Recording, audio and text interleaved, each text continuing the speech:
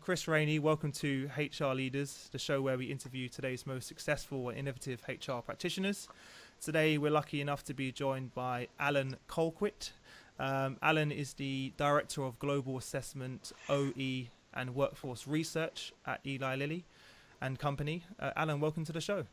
Oh, it's awesome to be here. Thanks for joining us. Alan, tell HR leaders a little bit more about yourself and your journey to where you are now. Well, I'm an old guy, so I've been around for a while, over 30 plus years, practicing inside organizations. So my background, I'm a geek. I am a scientist, kind of practitioner in the pure sense of the word. So, I've been practicing in organizations, but I'm very much, a scientist at heart. So my background is organizational psychology, kind of PhD, organizational psychologist. But I'm a big company guy. Spent the first 5 years of my life at Procter & Gamble in Cincinnati. So I'm a big company headquarters guy. It was fairly narrow there, and so was looking to get more, broader, and moved to Eli Lilly Company, a large pharmaceutical company in the U.S., multinational. And the promise was much broader, and it certainly delivered on that. I've done virtually almost anything you can do on the staff side of HR outside of comp, and I would still I probably commit malpractice on the comp side pretty frequently as well. So I have a lot to say about comp. So that in the short, and even here I've spent initially doing a lot of individual assessment for development work. And then we started up an internal consulting group, organization kind of strategy deployment, organization design, organization development, which was great fun, and I learned a tremendous amount. And then I got the opportunity to start up another group that today we would call this more of an analytics group, focused on kind of collecting data, analyzing data, using data to answer questions about the workforce, HR policies and practices. Are they effective? How can you improve them? That was about 15 years ago or so, and so I've been kind of doing that ever since. So I've had probably 3 or 4 different careers within Lilly, all very interesting, and lots of great laboratory for doing new and interesting things. Fantastic. And given your background, what led you down the HR path? It's a good question. I had no intention. I don't know anybody, I know very few people who said, I really want to grow up and be an HR guy. And I was not like that. Initially I wanted to be a clinician. I was a psychologist.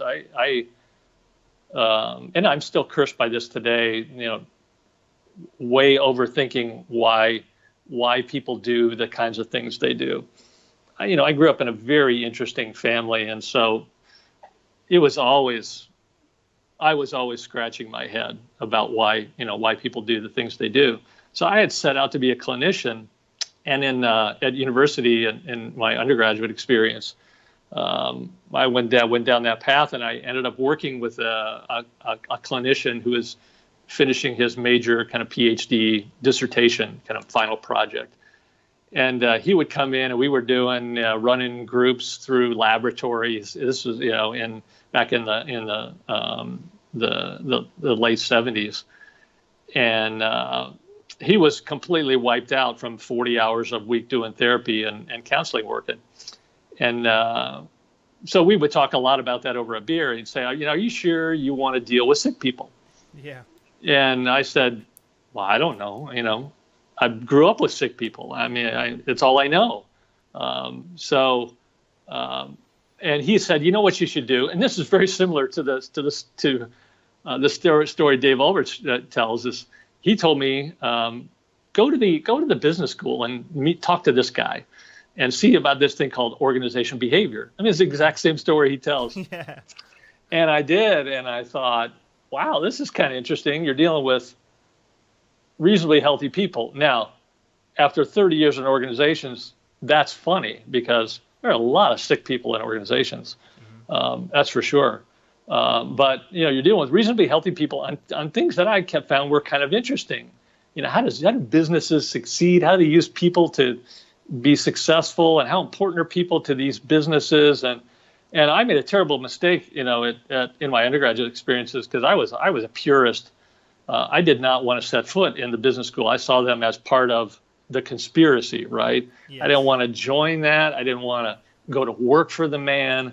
I didn't want any part of that. And of course, so I didn't know anything about business when I applied to graduate schools in OB and in industrial and organizational psychology, and got in and started taking classes. I had no grounding in business, which I wouldn't recommend. I mean, I would recommend understanding business before you undertake such a thing. So it took me I learned the hard way how businesses work and function, and so.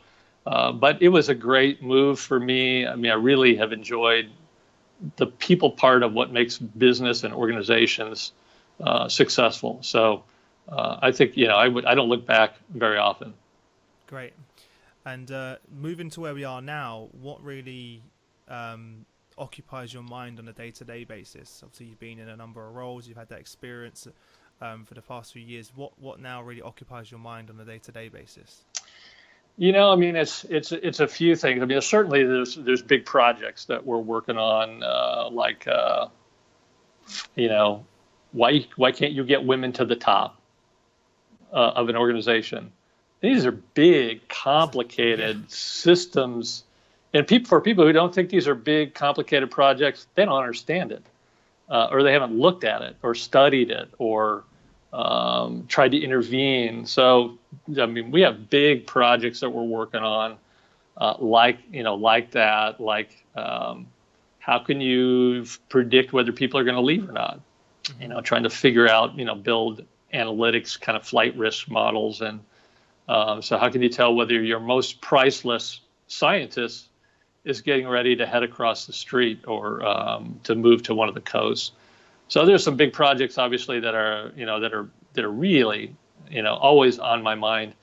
But the other thing that's always on my mind is kind of perturbing the system, right? So I'm like the chief HR irritant. And so I'm always got sand, and I'm always putting sand in these oysters that I find, laying around the side of the road. Trying to provoke and to irritate the organization a little bit. Sometimes those turn into pearls, sometimes they don't. But I'm like a strategic irritant. So there's always something, so I'm always trolling, the journals or podcasts or other things for nuggets that I can say, that's interesting. Mm-hmm. We should do that. Or even if we don't do that, we should talk about that, because the discussion will end up provoking something else, and we will end up further ahead. So there's always, for me, external focus is a big deal for me. We're in Indiana. We're in the Midwest. We're 3 hours south of Chicago, just to ground those of you who are not in the U.S., which means we're fairly, in general, you're fairly internally focused in Indiana. It's not like you're in New York or LA, where you're running into people all the time who are doing similar things to you. So we have to really work hard to look outside, and it's my job in HR is to look outside, look around the corner, to look down the road and see, what's going to happen that's going to change things for us, and I need to start provoking people to get us ready for that. So it's really about that continuous improvement and being proactive rather than reactive. Absolutely, because these things may not turn into anything for a while. But you don't know that, but do you?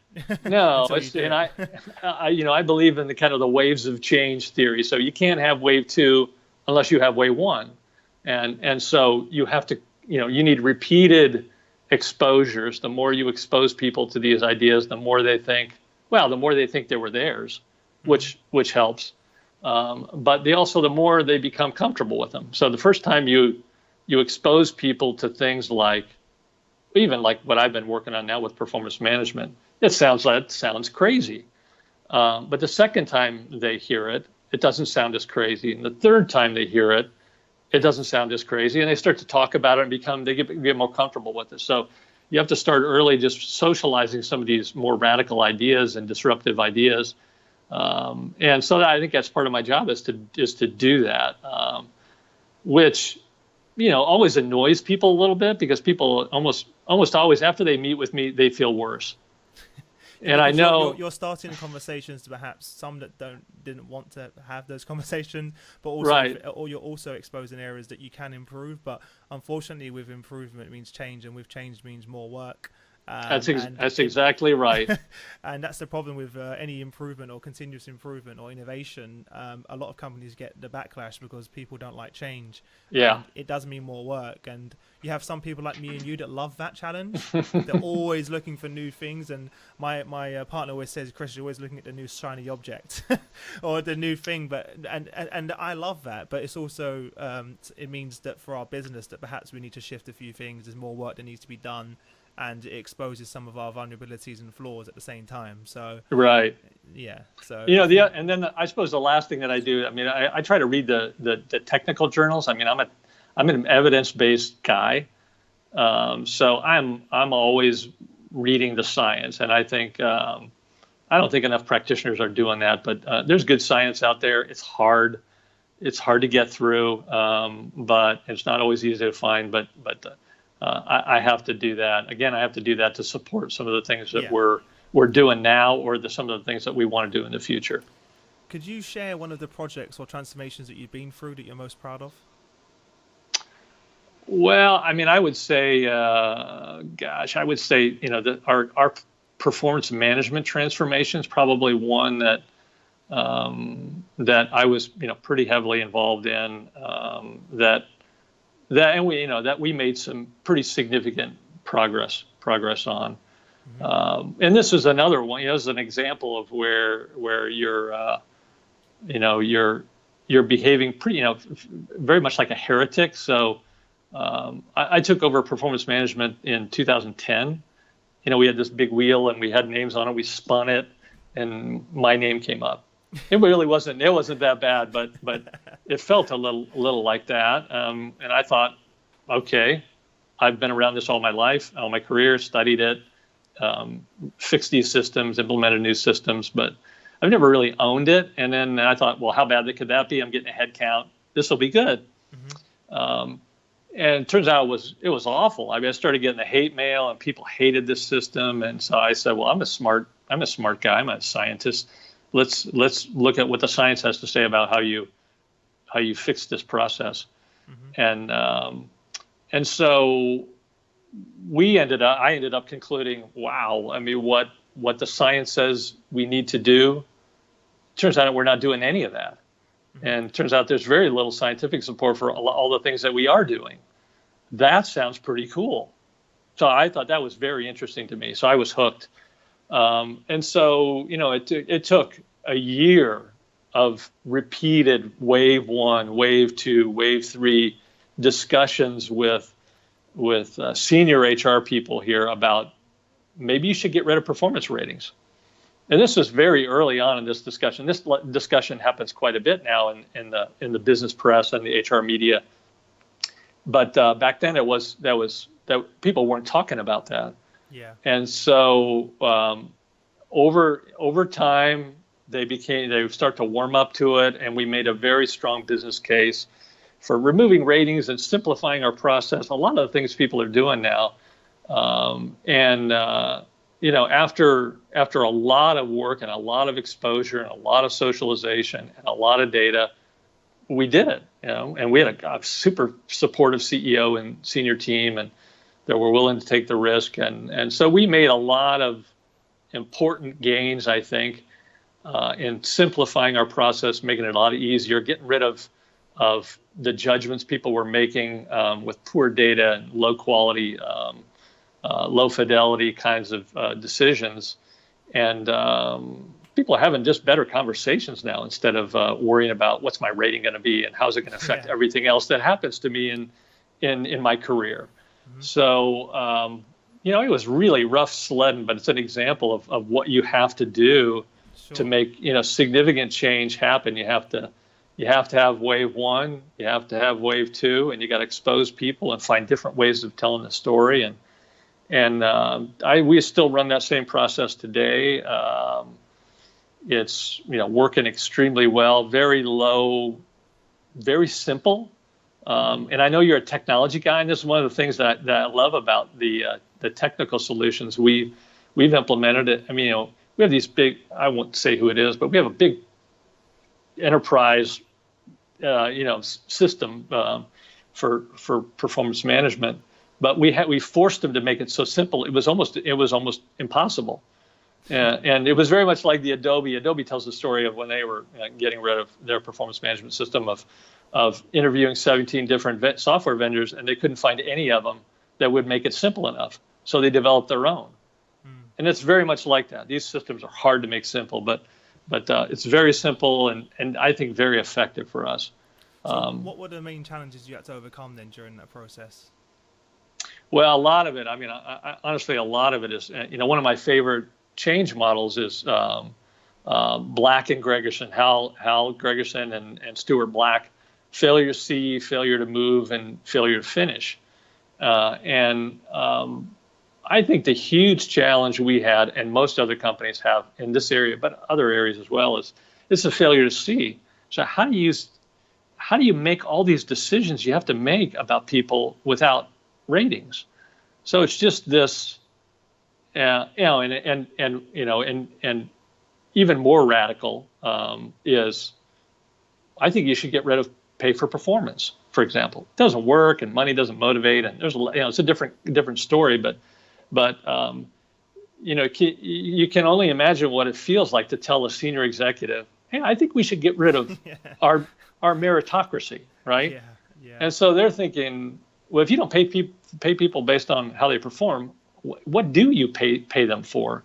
So there's this failure to see, total, absolute failure to see. I mean, they're looking through a set of glasses, and they can't see what life is like without those glasses. Mm-hmm. And so you really have to work hard to get them to see differently, to change mental models, and to provoke them, to move them outside of their traditional frames. So that was why we spent a year just talking about this. Yeah. Was to changing mental models, that to reassure people that you can live without these things, and there are ways of getting these other things done without having a single overall rating, a judgment about people, and in fact, maybe it'll be better. Yeah, no, definitely. How were there any practical things that you did to do that, to engage people and to send that message? Of course, it's not going to come straight away, and you just said you got the multiple waves. But anything that you found that worked better during that process to help open people's minds and make sure they look outside of that lens? Yeah, and I think there are, this is classic Black and Gregerson, is the way you overcome failure to see is with high contrast, high confrontation experiences. So you got to show them ways of that people can do this differently, that they're already doing it. And now part of the problem is there weren't that many companies doing this. There were a few, and back then, Kelly Services, but others that were more radical. A company that is now, is a darling, and they don't do any of this stuff, is Netflix. Mm-hmm. So you show them now. Big companies will look at Netflix and say, what do they know? They're very different. That's a technology company, and they don't have bricks and mortar and so on. But you can overcome that. You can show them the principles and say, hey, you know what? They did this, or Kelly Services or Adobe or others, and say they did these things and they're still in business. Mm-hmm. Things can work differently than you're trained and you're programmed. And there's some other things I did with just basic psychology. There are, there's so much good research on, just read. Everybody who's listening to this, everybody who makes a decision in organizations should read Daniel Kahneman's book, Think Fast and Slow. And so I did a lot. I took a lot of things like that and said and showed our executives how flawed people's perceptions and judgments really are. And judgments about people and their performance and their is really no different than judgments about, is this line bigger than this line? Is this the same color as this circle? And there's lots of stuff in that book and in just basic Gestalt psychology and in perception and decision-making research that shows, boy, people are hopelessly flawed. And if you're depending on, and you have a $500 million, labor cost, budget, or you have $100 million bonus pool, are you going to trust the distribution of that bonus pool to people who can't tell you that this circle is the same color as this circle when they're in fact the same color? So there was some of that kind of stuff that I did with people that really caused them to sit up and say, all right, these really, people really are flawed, and can we train them well enough? Probably not. Can we constrain them enough? Well, that doesn't work either. We can force a distribution, but that doesn't help, and that causes other problems. So there were some other great, just basic psychology and economics and stuff like like in that book that push people really far down the path. Great. And what was the end result? What impact has this had on the business? Well, I think the end result of that exercise was we got the business. So the CEO says, waves the white flag and says, I give up. I think we should do it. So that's step one, is do it. And then it's, okay, great, we're over that. Now how do we do it, and how do we implement it? And that was a 9 or a 10-month process as well to design it. But just getting the business was the big deal, and then designing it. And we implemented it in 2014. And so we've been through 3 full cycles of it now. And it's, people still to this day point to that project and say that's a project that really made my life a lot better. Great. Either as an employee who has to go through this and bear most of the burden, or as a supervisor that says, this was never a favorite thing of mine to do. It was always a burden, and it was always something I dreaded. I absolutely dreaded, and I would say, that's crazy to think that you'd be dreading something of that nature when you think about what it actually is about. It may be the most important investment you make, and you dread it, and you feel like you're just not very good at it. Yeah, even for me, managing my sales team, when I had to do that, it was like, oh, we're too busy. Let's focus on other things. There was always something else that everyone's trying to drive towards. Put it on the back burner. And I think I thought that was maybe personally just me. But when I opened up to everyone else, it seemed that everyone was in the same mentality around everybody. And it seems pretty crazy considering the impact it has and how important that is to every single person who's actually going through that process in your team, because they're also thinking about it in their head constantly. And you don't think about that sometimes as a manager, that they're actually they're waiting for you to come to them and actually go through that process. And if you don't show any interest on it, that also has a huge impact on how they feel and they're valued. Team as well. And I can only imagine on a larger scale the effect that it would have on a business as well. So what was the feedback that you got from the employees then in terms of the results on how it's changed their so I suppose life in the business and their job? Well, the other thing we did is we made a pretty significant investment in coaching, feedback and coaching. So we developed a new coaching model, because when you do this, when you change PM, especially in a significant way, you put more pressure on your supervisors. So we spent more time training them. We developed a new coaching process. We had put them through 3 separate training and coaching interventions. So I mean, the big feedback from employees was, thanks for preventing me from having to write a 17-page novella at the end of every year.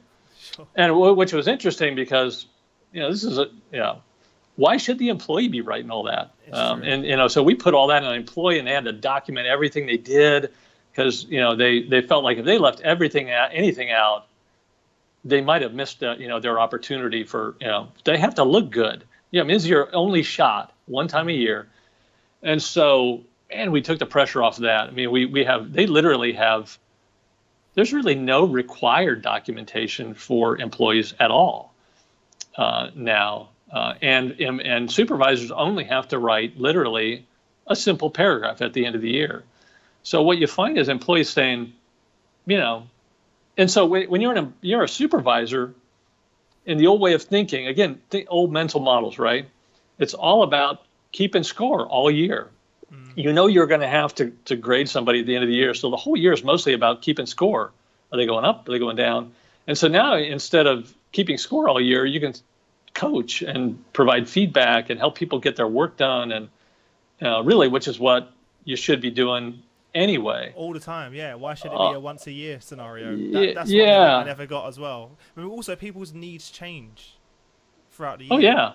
And that's what. Yeah, someone does a review 6 months later, that may not even be completely irrelevant at all, depending on that person's skills gap at that time. And that's one thing I never got about the review as well. Even when my director, I did the same thing. Halfway through the year, I'm now working on different projects, of different team requirements, etc. And the plan I've been set out ahead of me doesn't even align with my needs right now in the here and now. So that's another thing I think. And it also gives a manager an excuse to do it once a year. It kind of gives them an excuse that once a year I have to address this area, not for continuously be working with the team and continuously supporting and improving them as well.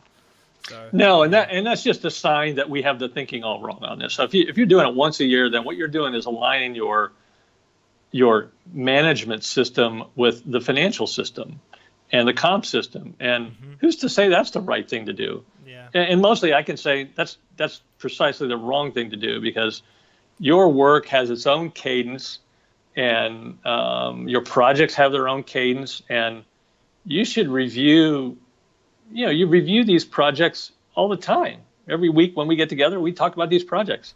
That's what performance management should be. Yeah. And when projects are done, you do we call them after action reviews. So you kind of look at a project and say, wow, how did that go? And listen to what went well that we can carry forward into the next project. What went poorly? What can we learn from? You don't wait till the end of the year to do that. You do that when things are done, and then and when you have new things that happen, and you need new projects that need to get launched. You don't wait till the beginning of the year to do that. You just do that right then. It seems pretty crazy. The more you talk about it, the crazier it is. Well, this is why I wrote. I just finished writing a book on performance management. It's because I just couldn't quit ranting about it. Yeah. I thought this is just crazy the way we do this. And so I got deeper and deeper and deeper into it, and I thought, I just got to write this down, and I didn't really want to do it, but I ended up, there was so much of that I was outraged by. I thought somebody's got to write this stuff down. Have you finished the book? Yeah, it's just out. Let me know. I'll definitely link 3 weeks ago. Yeah, 3 weeks ago.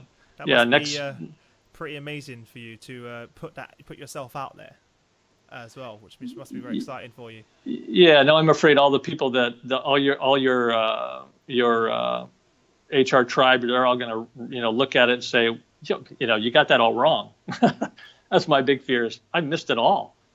Yeah. But no, hopefully I think I look at things at this process a little differently after living it, and thinking about this process as an organization design guy and more of a systems guy, and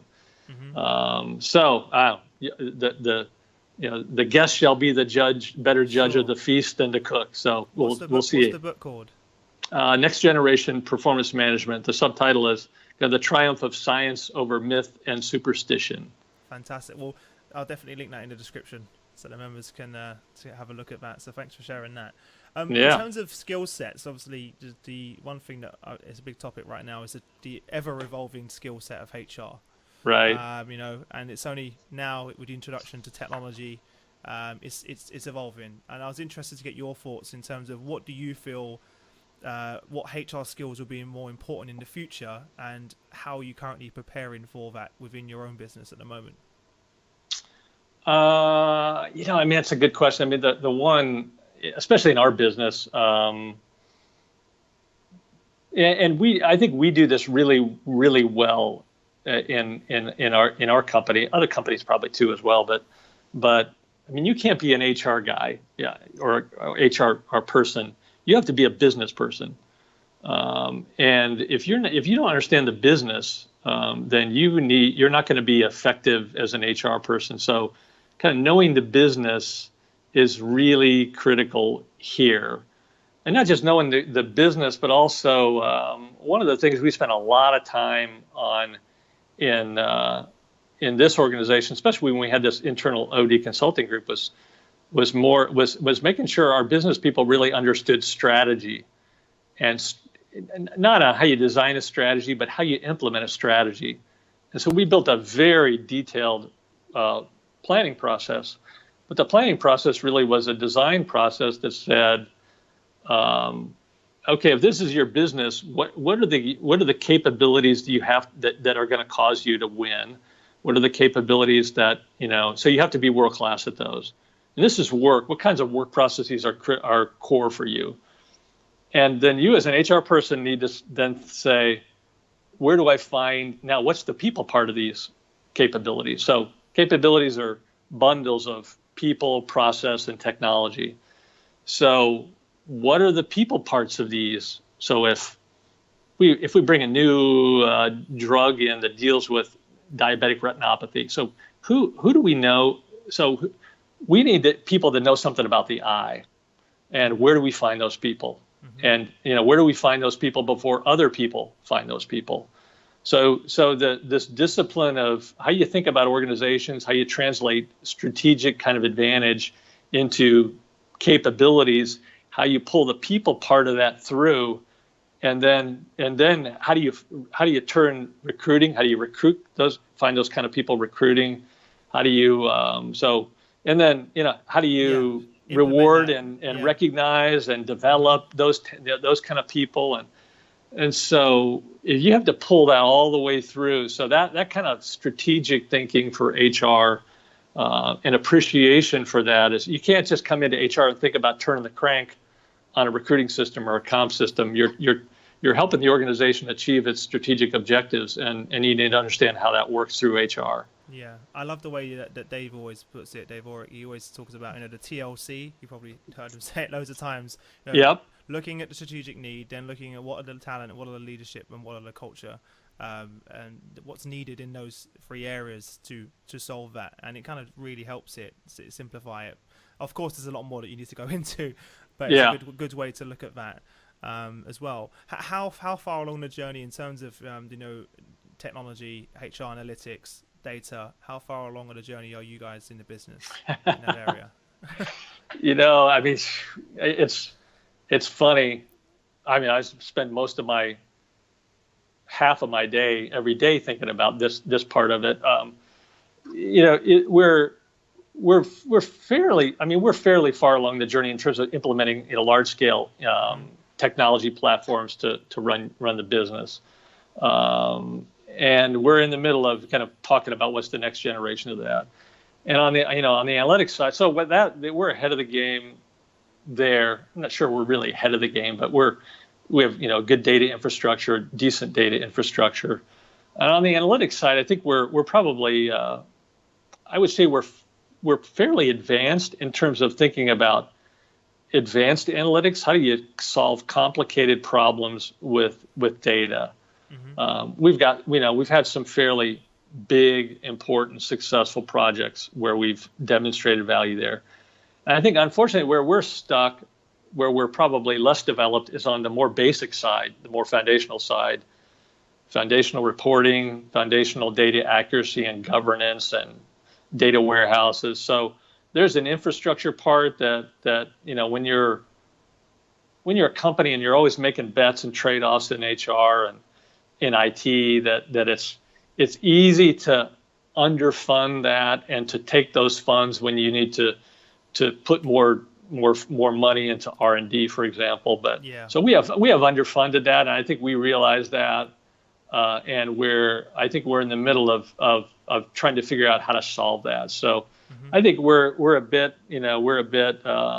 Sure. I think you're where 99% of most people are. I'm only joking. It feels like we're behind, on some of this, but it feels like we're ahead on some of the more, predictive, prescriptive kind of analytics things. We've done some pretty amazing stuff. Now, it was all heroic. We could never repeat it because it was almost all manual, but we've got good business case for this. We can add value, but how do we put the data infrastructure and technology infrastructure in place and the right tools so you can repeat this, so you can update this, repeat these projects, make them not take so long. Because when somebody comes to me and says, I'd like to do a project, and I said, well, that'll take 6 months, and it could take longer. Well, people say, well, I have 6 months, so we have to be able to do this faster, and I think we'll get there. Yeah, I think that's definitely the problem that everyone is right now, and we're only just at the beginning of it as well. I think it's just really the beginning of it, and the power of technology is definitely impacting HR in a big way at the moment. And it's gonna, that's what I think the cool part about being where we are now, I think, is that we're in the right in the middle of this. So I love that the IT and data science people with artificial intelligence, machine learning, neural networks, these kind of tools are forcing HR people. Well, I mean, they're forcing people like me who's all of a sudden looking next to me and saying, wait a minute, that's my turf. I mean, you can't be doing that. That's what I do. And then, I look at them and they look at me and I say, we should partner on this stuff. So I think, it's an interesting time to be in HR. There are the technologies are really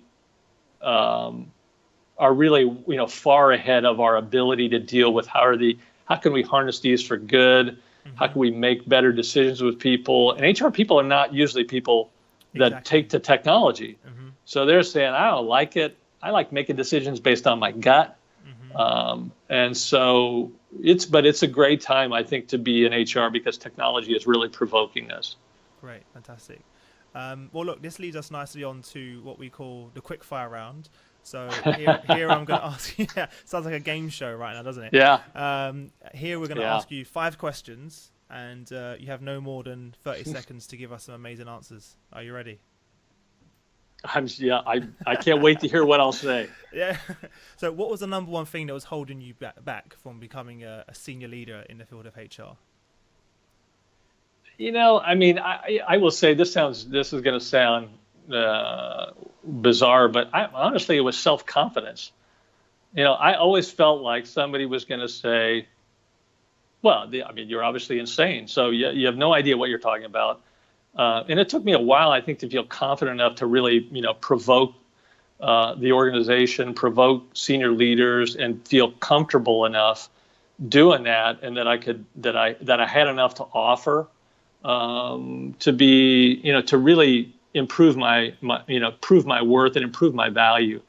And it took me a long time to do that. I'm a pretty humble guy, and I'm just a guy who reads the journals and is curious and asks lots of questions. I'm a guy who pays attention.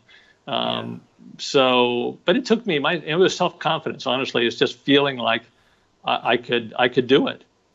Yeah, I honestly feel if a lot of people were honest with each other, that 90% of people, that would probably be the answer. Definitely was the same for me.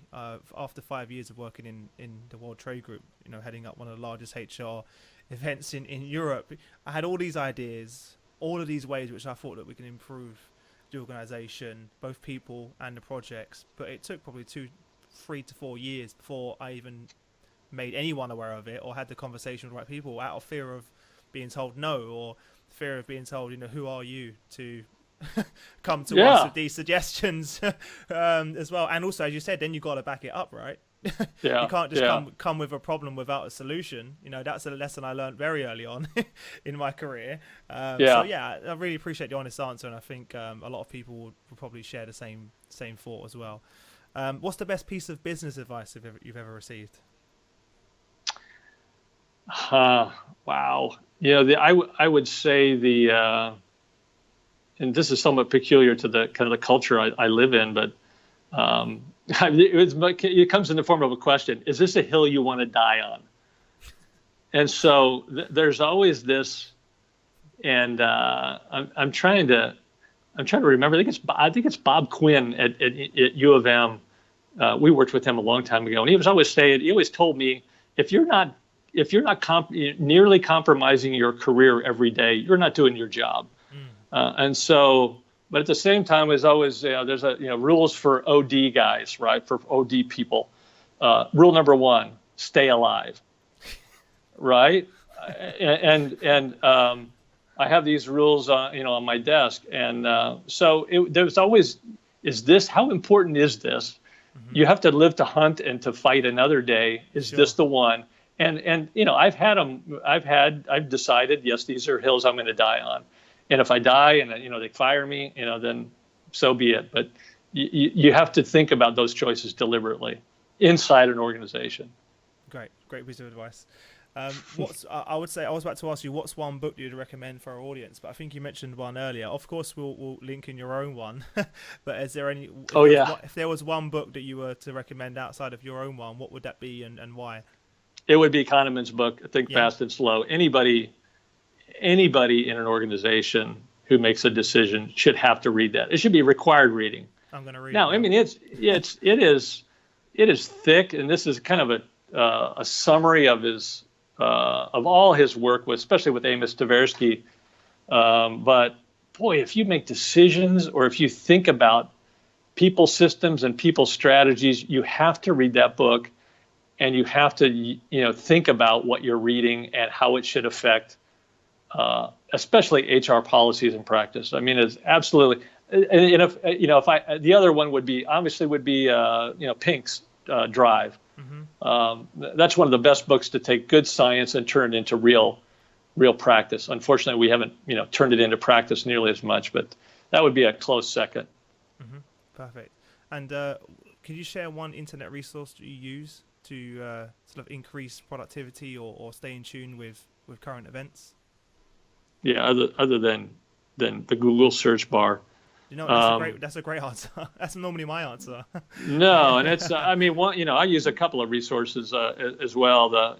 Again, I'm an evidence-based guy, so Science for Work is a great site on evidence-based practice. Center for Evidence-Based Practice. I mean, those are a couple of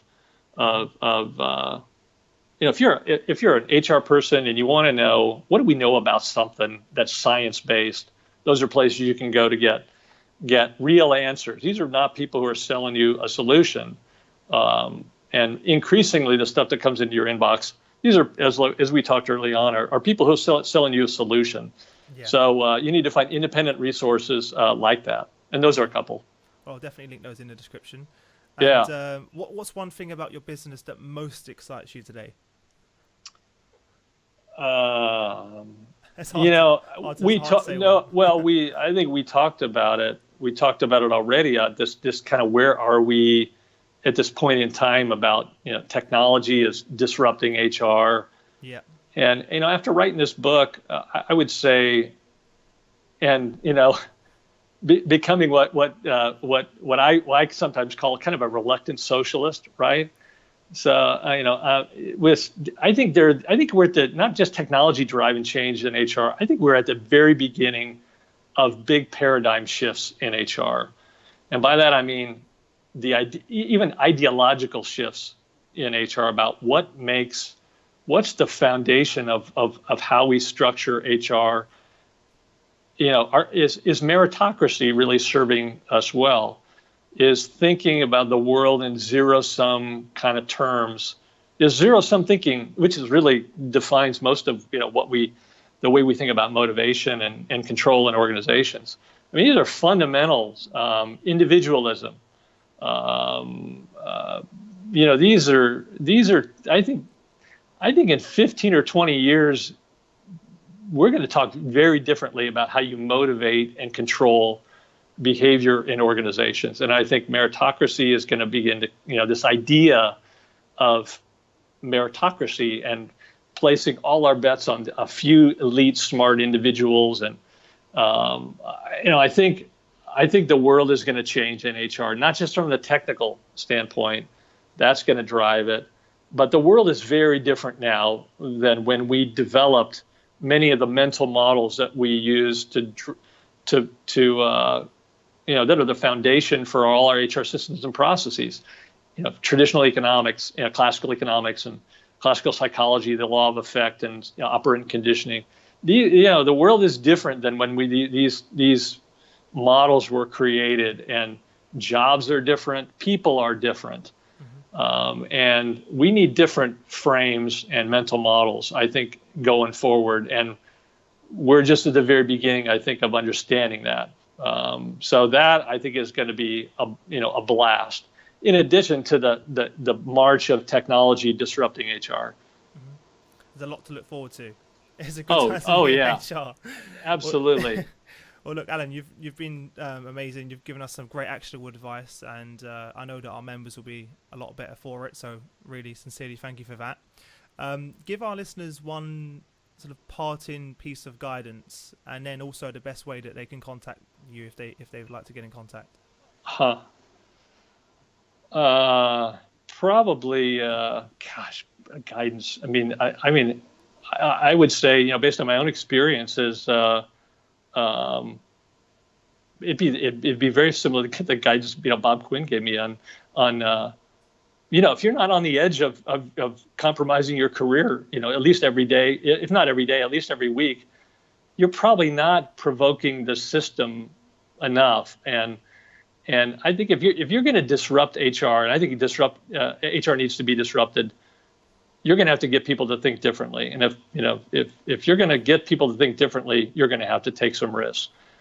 So you have to take some, I think, personal risks in order to advance the HR function in the future. So you can't be afraid to take these kind of risks. Great. And the best way for our members to contact you?